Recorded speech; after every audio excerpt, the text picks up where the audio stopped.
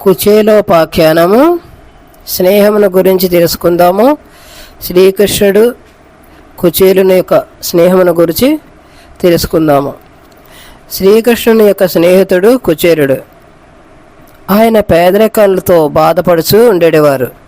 ఒకసారి ఆయన భార్య కుచేలునితో ఇట్లు పలికెను, ఓ మహాత్మా, నీకు బాల్య స్నేహితుడైన పద్మనేత్రుని దర్శించి ఆయనకు మనము పడుచున్న బాధలను తెలుపుడు.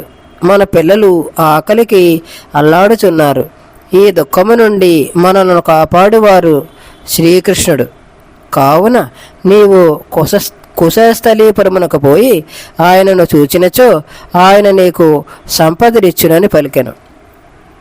ఆ మాటలు విన్న కుచేలుడు కృష్ణుని దర్శించుటకు ఇహపర సాధకమని తలచి శ్రీకృష్ణునికి కానుకగా తీసుకుని వెళ్ళుటకు ఏమైనా కలవా అని భార్యను అడుగగా ఆమె కొన్ని అటుకులను కుచేలును కొంగున కట్టి పంపగా అతడు గోవిందుని దర్శనమునకు వెడుతున్నానని ఉత్సాహపడుచు ద్వారకకు పోవచ్చు.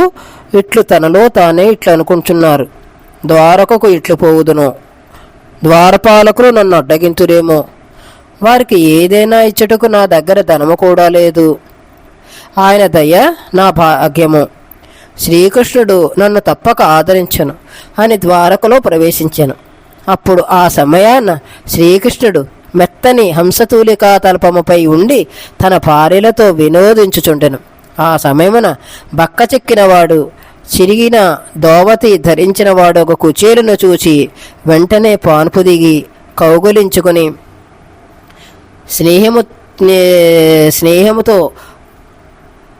తీసుకుని వచ్చి తన తల్పమున కూర్చుండబెట్టి కలశ జలములచే కడిగి ఆ జలమును భక్తితో తన తలపై చల్లుకొని శ్రమ పోవునట్లు చామరములతో విసరి ధూపముల నొసగి దీపములతో నీరాజనము ఇచ్చి కర్పూర తాంబూలములు ఇచ్చి గోవును కూడా నిచ్చి స్వాగతము చెప్పాను.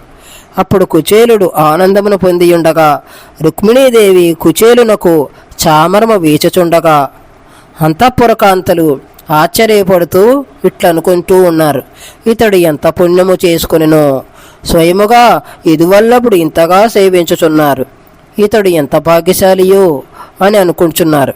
అంత శ్రీకృష్ణుడు కుచేలుని చేతులను తన చేతులలోనికి తీసుకుంటూ కుచేలునితో ఇట్లనెను, వివాహము చేసుకుంటివా? ఆమె నీకు గుణశీలములు తగినదే కదా.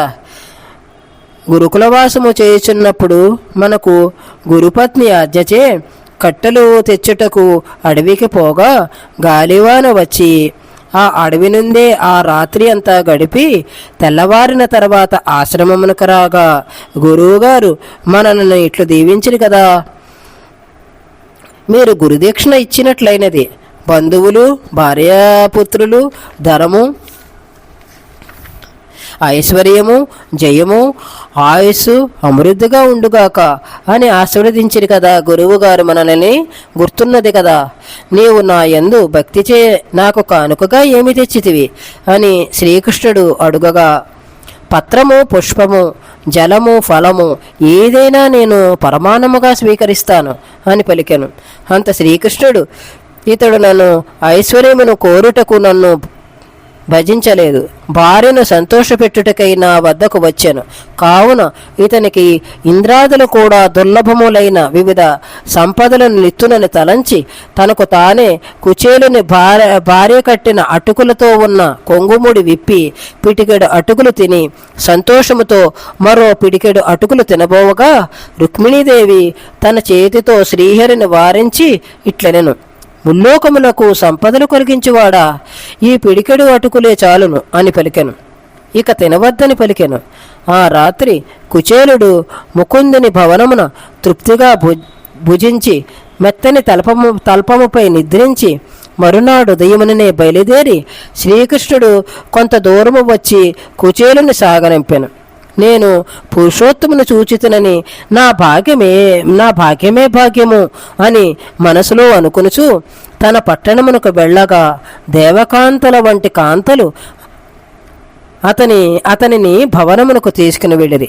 తన భార్య స్వర్ణ రత్నాభరణములతో ఎదురురాగా దీనికంతటకు కారణం శ్రీహరి అని తలుచుచు బంధనముల నుండి చిక్కుకొనక తదుపరి మోక్షమును నొందెను.